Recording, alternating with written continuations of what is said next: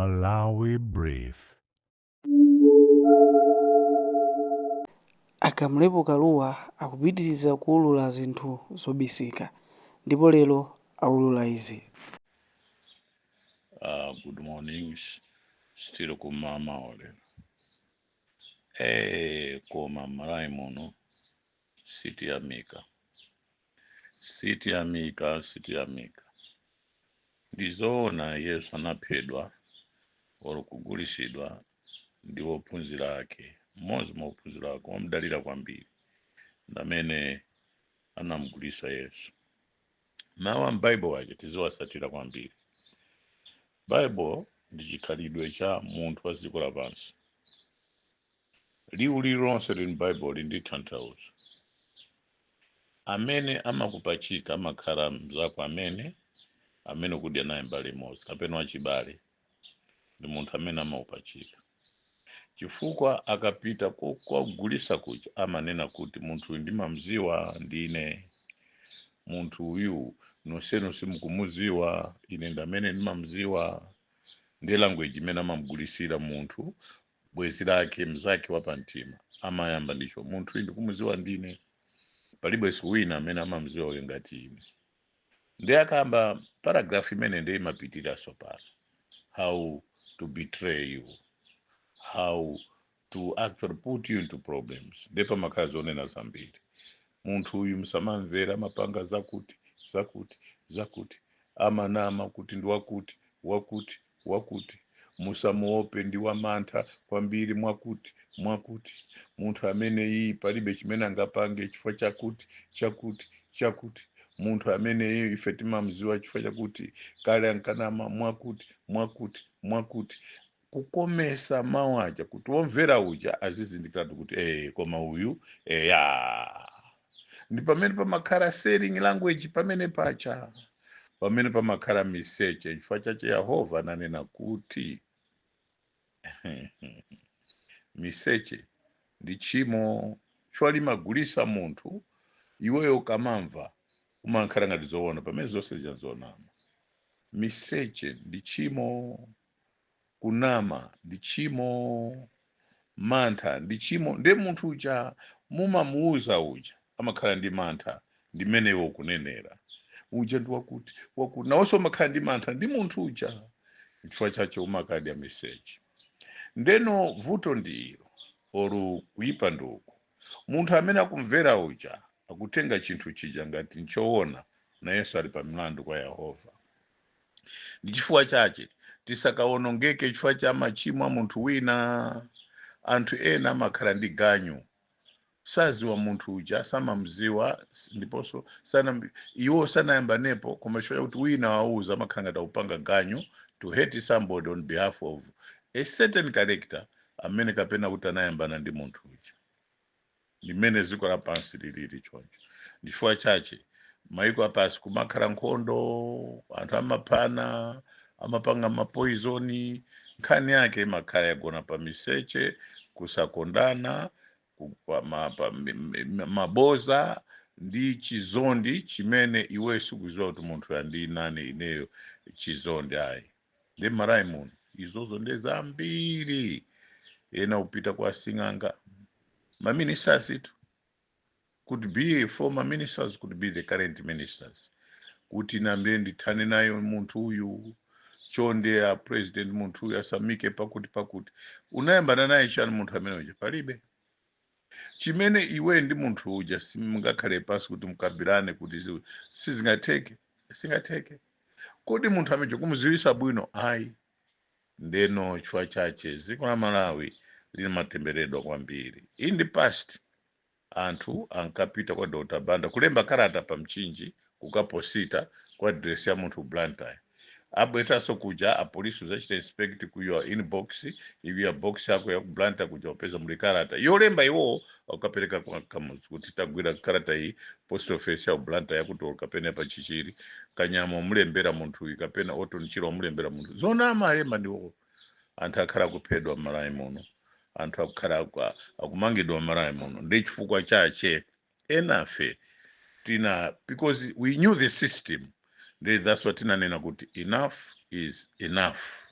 patapedwa munthu wina wake amagwira ntchito ku David Whitehead, wina nakalemba karata kumuchinji, ineyo iwona karatayo akuposita kumuchinji, akubweresa karata ija ku 3 days later ukachita cheki ku Blantyre post office, kukaipeza karata icha kupita na kuchichiri ku CID, kuchoka paja kupita na ku head of special branch, kuchoka pamene paja kupita kwa Kamuzu, and Kamuzu said let him be arrested. I could not believe when I saw that.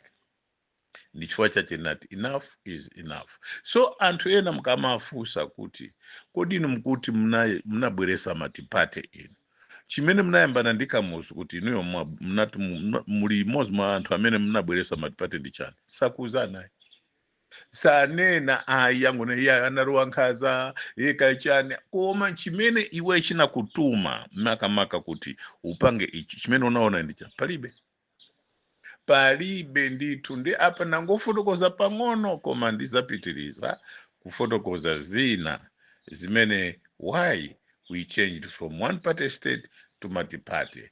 Ndi anthu amene anaphedwa enafe tikuziona. That's why we said enough is enough. Izo ndike pambali.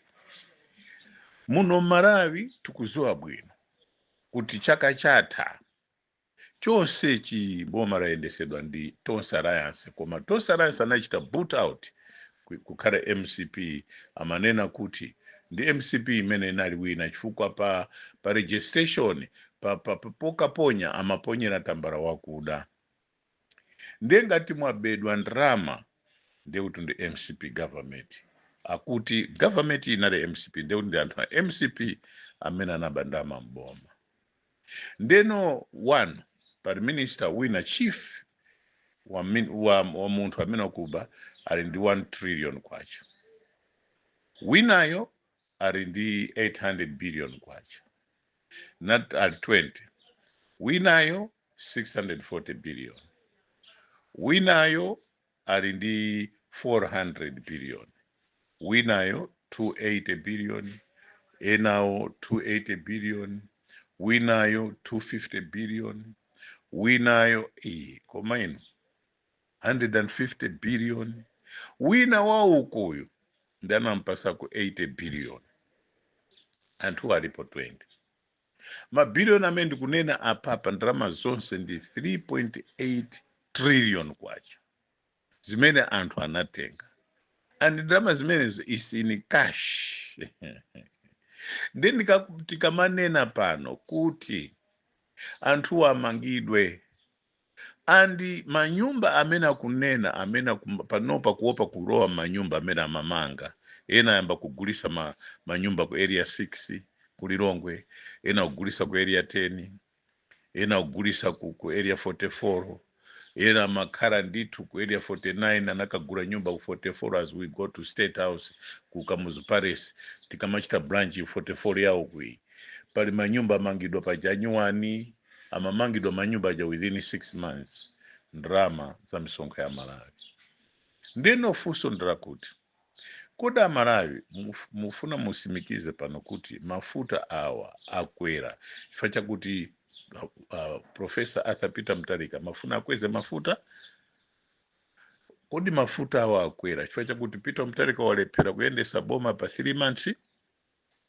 Kodi mafuta awa akwera chifukwa chakuti Peter Ndiwankhaza kuti akufuna kuti Malawi mukhaule?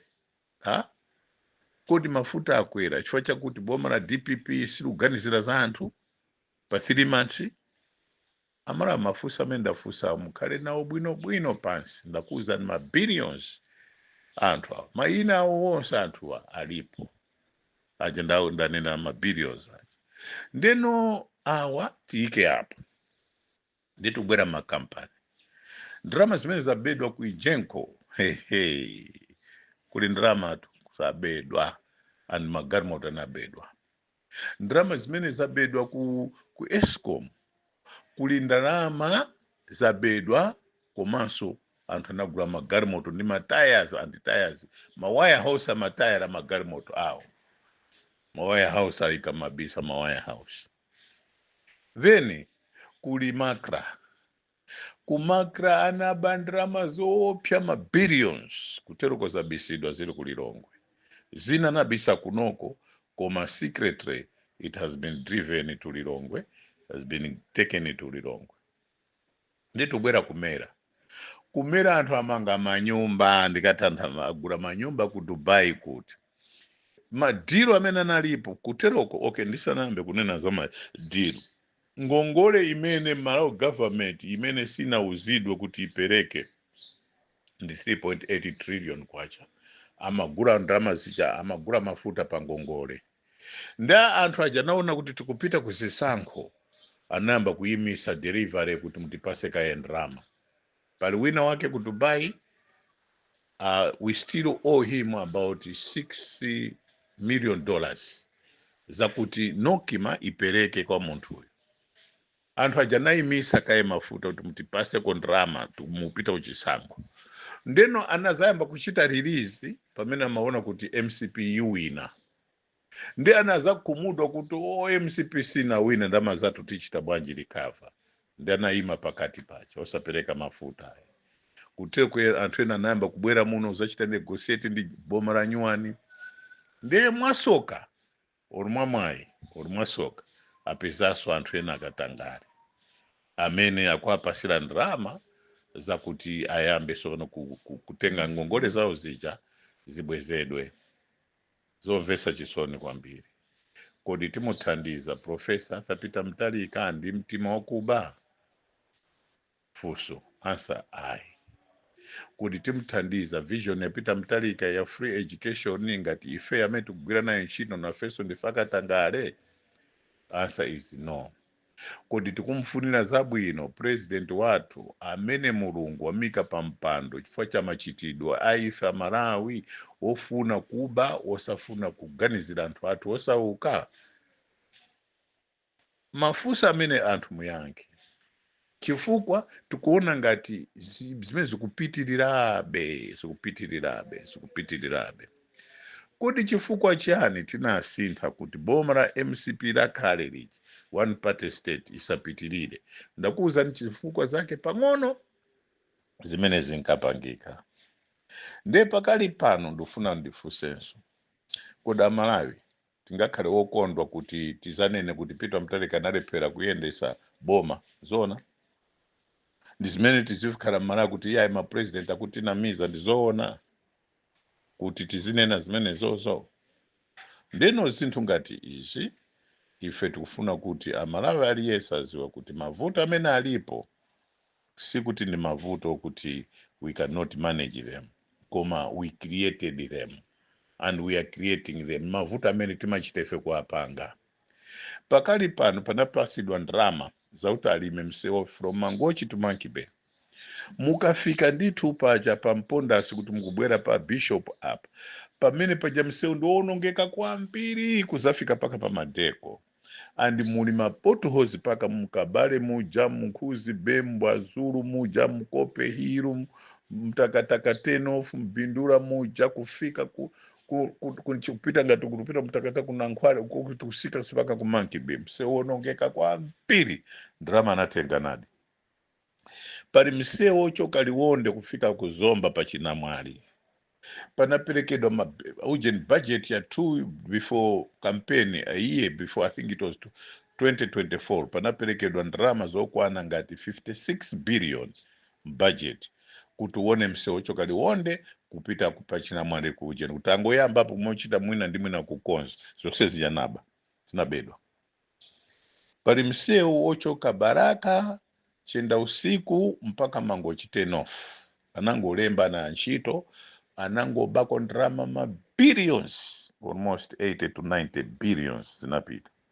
koma panopo is abandoned then tukuchoka apo msewu ochoka pa Mtakataka 10 off uja tukupita ku Nankhwali tukupita ku Malembo Kapiri kupita kuja mpaka Goromoti amangowikamo michenga ndrama zose zinabedwa about 120 billion inabedwa ndi msewu wa mango chituma kanjira nde umene ndesi ndikunena chwa ndama zonse zimene zinakatengedwa kunja zonse zija zili mabanki mwa anthu private ndama kutero kwa kunjoya kwambiri zambiri apasaso kuti kugura majaji zinazwa agura malawyers ndi malawyers etu akuchaka cha ndrama muti inuyo mkapita alibe nanunso ntchito ayi kwa ndrama zambiri sabedwa malaimo kondifusi ndizoona kuti zinthu zizipitirira mmalayi muno anthu azivutika ndefe tizinena kuti ayi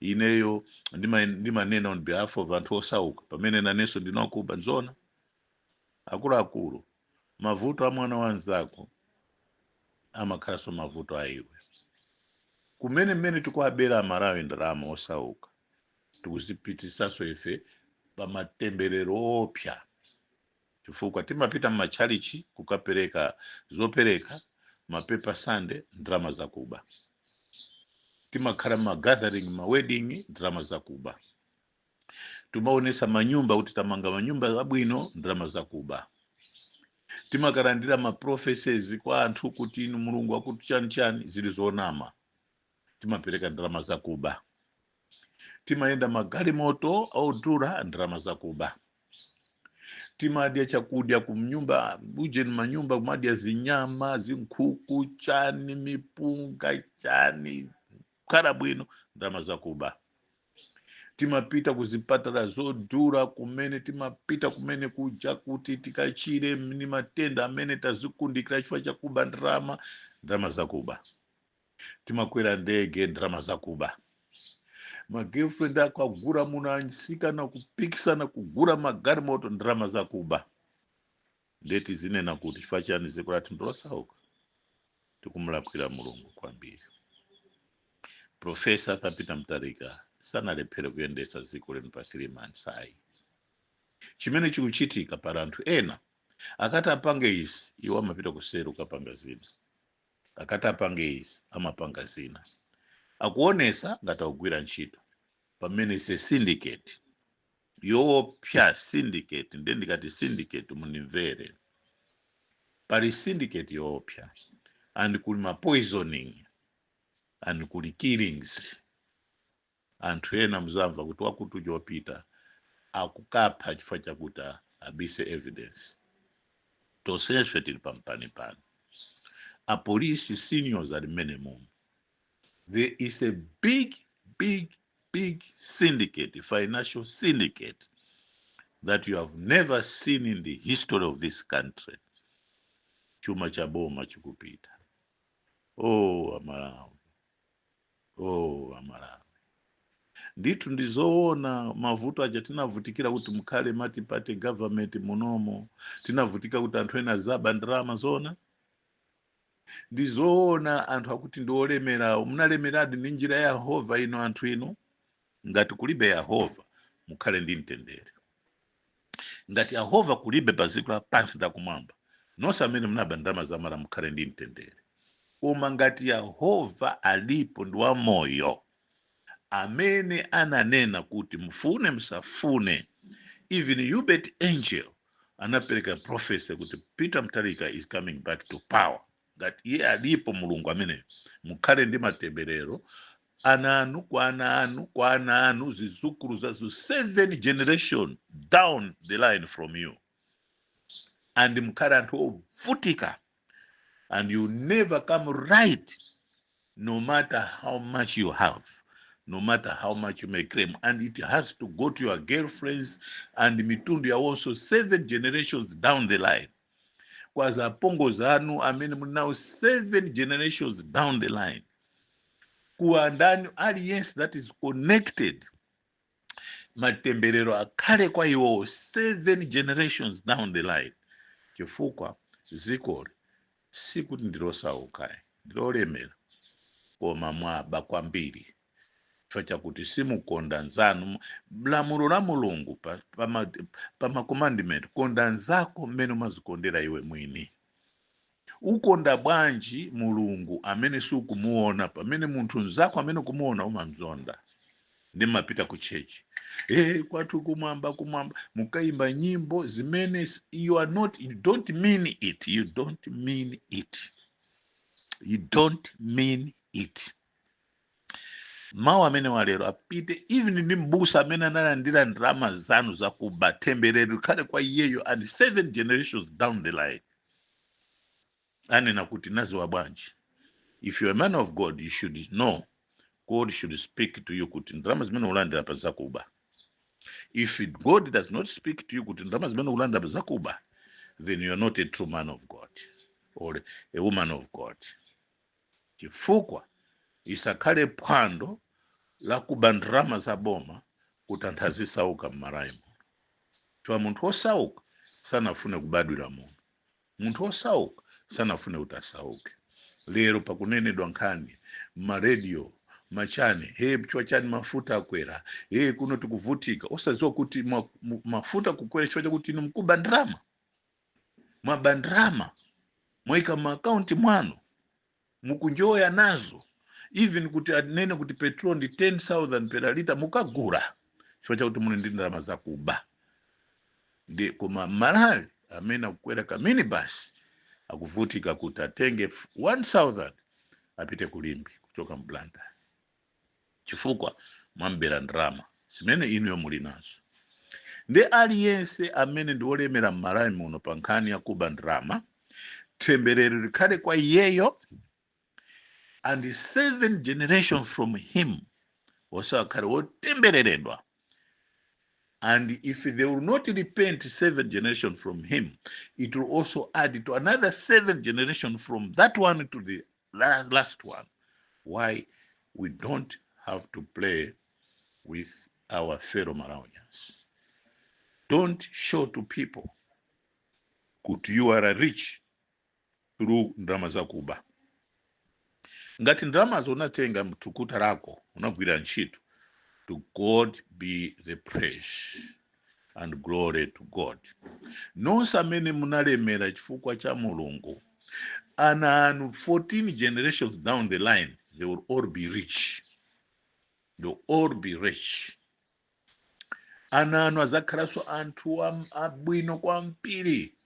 And ndikuwapempherera ine lero pano kuti whoever has money through way of blessings from the Lord, anthu amene akhale ndi ulemerero mpaka 14 generations from iwowo, chifukwa ndi ndalama zimene iwowo apanga through the blessings of the Lord. Ngati pali ena amene mnaba ndalama kandi ma judges inuyo mulanda ndalama zakuba zaziphuphu, I curse you up to 14 generations down the line from you.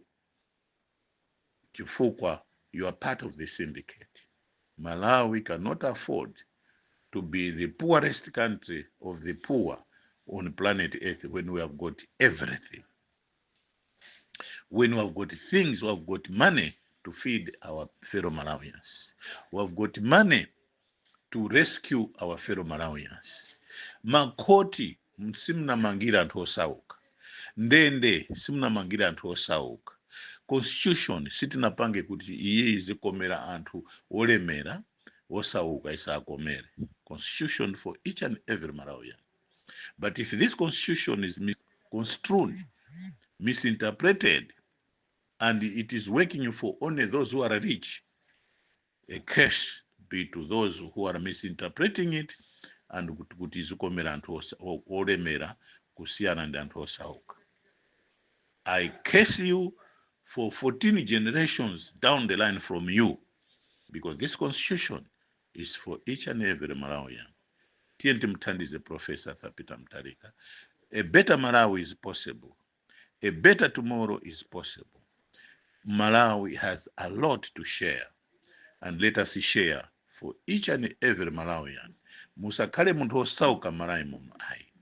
Musakhale munthu kusauka achite kufuna yekha. Osalifa kuti anthu ena mkumfuna kuti munthu uyu asauke ayi. Ndi mawu amene wawo ndifuna kwa lero, ndifuna kuti ndisire pompa. Good morning. Mawanso nzabwera ndi zina.